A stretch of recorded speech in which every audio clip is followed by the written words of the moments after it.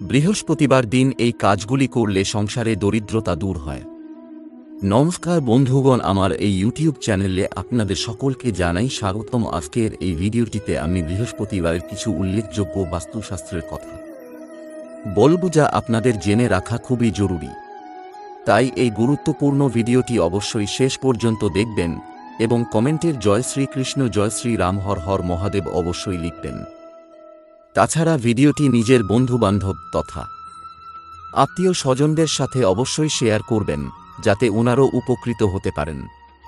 জ্যোতিষশাস্ত্র অনুযায়ী বৃহস্পতিবার হল সবচেয়ে শুভ গ্রহ, যে গ্রহের প্রভাবে বৈবাহিক সম্পর্ক, জ্ঞান, সৌভাগ্য তুঙ্গে থাকে। বৃহস্পতিকে জ্যোতিষমতে গুরুবার বা গুরু গ্রহ বলা হয়। এই দিন অনেকেই উপবাস পালন করেন। লক্ষ্মীবার হিসেবে চিহ্নিত এই দিনটিতে সৌভাগ্য পেতে রয়েছে বিশেষ কিছু ব্যবস্থা, যেগুলি মেনে চললে জীবনের সব বাধা বা সমস্যা থেকে মুক্তি পাওয়া সম্ভব। তার মধ্যে সবচেয়ে অন্যতম হল আর্থিক অনটন। বৃহস্পতির শুভদৃষ্টি পেতে কয়েকটি কাজ অবশ্যই করা জরুরি। দেখে নিন প্রতি বৃহস্পতিবারে কোন কোন কাজগুলি করবেন। গুরুদোষ কাটাতে স্নানের জলে 1 চিমটে হলুদ মিশিয়ে বৃহস্পতিবার স্নান করুন। পাশাপাশি স্নান করার সময় ওম নমো ভগবতে বাসুদেবায় মন্ত্রটি উচ্চারণ করুন। কপালে কেশরের তিলক কেটে উপবাস পালন করুন। বৃহস্পতিবার বিশেষ করে সূর্যোদয়ের আগে ঘুম থেকে উঠে স্নান করুন। স্নানের সময় বিষ্ণু সহস্রনাম স্তোত্র পাঠ করুন। এদিন উপবাস রাখলে বৃহস্পতি তুঙ্গে থাকে। সম্ভব হলে একটি কলা গাছে জল নিবেদন করে প্রার্থনা করুন। বিবাহিত জীবনে কোনোরকম সমস্যা বা কলহ তৈরি না হয়, তার জন্য কলা গাছ পুজো করতে পারেন। বৃহস্পতির বিশেষ আশীর্বাদ পেতে এদিন বিশেষ আচার অনুষ্ঠানে হলুদ রঙের পোশাক পরতে পারেন। বৃহস্পতিদেবের মূর্তি স্থাপন করে তাতে চন্দন ও হলুদ ফুল দিয়ে পুজো করুন। এছাড়াও প্রসাদে ছোলার ডাল ও গুড় নিবেদন করুন। বৃহস্পতিবার উপোস করলে এই দিনে সত্যনারায়ণের পুজো করতে পারেন।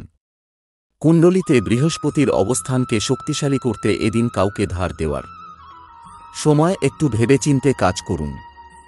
অর্থ লেনদেনের কারণে বৃহস্পতির প্রভাব দুর্বল হয়ে পড়ে। ভাগ্য বৃহস্পতি তুঙ্গে রাখতে এই কাজ ধীরে ধীরে বন্ধ করুন। এমনটা করলে জীবনে কখনো আর্থিক অনটনের মুখোমুখি হতে হবে না। বৃহস্পতির আশীর্বাদ পেতে প্রতি বৃহস্পতিবারে গরিবদের নানান জিনিস দান করুন। শস্য ও কেশর দান করলে সৌভাগ্য ফিরে আসতে পারে। এদিন কোনো মন্দিরে গিয়ে পুজো দিয়ে দান ধান করতে পারেন। দেবগুরু বৃহস্পতির আশীর্বাদ পেতে তুলসী গাছকে পূজা করুন। বিশেষ করে বৃহস্পতিবার তুলসী গাছের গোড়ায় কাঁচা দুধ নিবেদন করুন। বৃহস্পতি তুঙ্গে রাখতে এই দিন যতটা সম্ভব হলুদ রঙের পোশাক পরার চেষ্টা করুন। প্রতিদিন হলুদ রঙের পোশাক না পরলেও অন্তত বৃহস্পতিবার পরুন। যদি পোশাক না থাকে তাহলে জামার পকেটে হলুদ রঙের রুমাল, টাই ইত্যাদি পরিধান করতে পারেন। নতুন বছরে কোন রাশির আয় বাড়বে? কাদের পদোন্নতি? মেষ থেকে মীন জানুন নিজের কেরিয়ার রাশিফল। 2024 সাল এসে পড়েছে। এমতাবস্থায় নতুন বছরটা কেমন হবে, এই প্রশ্নগুলো নিশ্চয়ই সবার মনে যাচ্ছে। নতুন বছর 2024 তাদের জন্য কি নিয়ে আসবে, তাদের আর্থিক অবস্থা কি হবে, তা জানতে আগ্রহী হবেন সবাই। এমন পরিস্থিতিতে আসুন জেনে নেওয়া যাক মেষ থেকে মীন রাশির মানুষের কর্মজীবনের ক্ষেত্রে কেমন কাটবে। মেষ রাশি, এই বছরটি আপনার জন্য দুর্দান্ত হতে চলেছে। বেসরকারি চাকরি করলে নতুন সুযোগ পাবেন। এছাড়াও সিনিয়ররা আপনাকে আপনার কাজে সম্পূর্ণ সহায়তা করবে। আপনি আপনার কাজের দ্বারা আপনার বসকে প্রভাবিত করবেন, পদোন্নতির পথ খুলবে। তবে এই বছর আপনাকে একটু সতর্ক থাকতে হবে। কিছু লোক আপনার উন্নতিতে খুশি হবে না। ভালো হবে যদি আপনি এই সব ছেড়ে দিয়ে আপনার কেরিয়ারে মনোযোগ দেন। বৃষ রাশি, এই বছর আপনার কেরিয়ার ভালো যাচ্ছে। চাকরিজীবী যুবকদের একটু বেশি পরিশ্রম করতে হবে, এতে আপনি সাফল্য পাবেন। আপনি শুধুমাত্র আপনার কঠোর পরিশ্রম এবং ইতিবাচক মনোভাবের মাধ্যমে আপনার জীবনে অগ্রগতি পাবেন, যার কারণে আপনি এমনকি সবচেয়ে কঠিন পরিস্থিতি থেকেও বেরিয়ে আসবেন। এই বছর আপনি পদোন্নতির সুযোগ পাবেন। আপনি ভবিষ্যৎ নিয়ে ভাববেন। এই বছর আপনাকে কঠোর পরিশ্রম করতে হবে।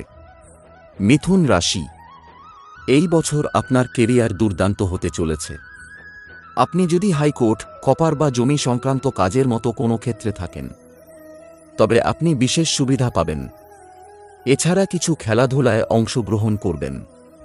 আপনি একটি ভালো কোম্পানিতে যোগদানের সুযোগ পাবেন, যেখানে আপনি ভালো পোস্ট এবং ভালো বেতনও পাবেন। যারা তাদের ব্যবসাকে এগিয়ে নিতে চান, তাদের একটু ভ্রমণ করতে হবে। আপনাকে ব্যবসায়িক মিটিংয়ের জন্য অনেক লোকের সঙ্গে দেখা করতে হবে, যা আপনাকে সারা বছর ধরে ভালো ফলাফল দেবে। কর্কট রাশি, কেরিয়ারের দিক থেকে এই বছরটি প্রত্যাশার চেয়ে কম ভালো যাবে। এই বছর আপনার মনোযোগ কিছুটা বিক্ষিপ্ত হতে পারে। সাহস এবং মনোযোগ বজায় রাখা প্রয়োজন। আপনার কঠোর পরিশ্রম এবং ইতিবাচক আচরণের মাধ্যমে আপনি অবশ্যই এই কঠিন পরিস্থিতি থেকে বেরিয়ে আসতে পারেন। বেতন বৃদ্ধির আশা কম। এই বছর আপনার সমস্ত ইচ্ছা পূরণ করা কিছুটা কঠিন। কর্মক্ষেত্রে কঠোর পরিশ্রমের প্রয়োজন। যারা চাকরি পরিবর্তনের কথা ভাবছেন, তাদের ভেবেচিন্তে পদক্ষেপ নিতে হবে। সিংহ রাশি, এই বছর পেশাগত বিষয়ে কিছু বড় সাফল্য আসবে। আপনি সরকারি সেক্টরে একটি ভালো চাকরি পাবেন, যা আপনাকে এবং আপনার পরিবারকে খুশি করবে। আপনি একটি ভালো আয় পাবেন, যা থেকে আপনি আপনার পরিবারের ভালো যত্ন নেবেন এবং আপনি সঞ্চয় করবেন, যা ভবিষ্যতে আপনার কাজে লাগবে। যারা নিজের ব্যবসা করছেন, তারা এই বছর ভালো ডিল পাবেন। এছাড়াও আপনি আপনার পুরনো জমি এবং সম্পত্তি থেকে ভালো লাভ পাবেন। কন্যা রাশি, কর্মজীবনের দিক থেকে যারা চাকরি করছেন, তাদের জন্য এই বছরটি খুব ভালো যাচ্ছে। অফিসে সবার সঙ্গে আপনার সমন্বয় ভালো থাকবে। সিনিয়ররা আপনার কাজে খুশি হবেন।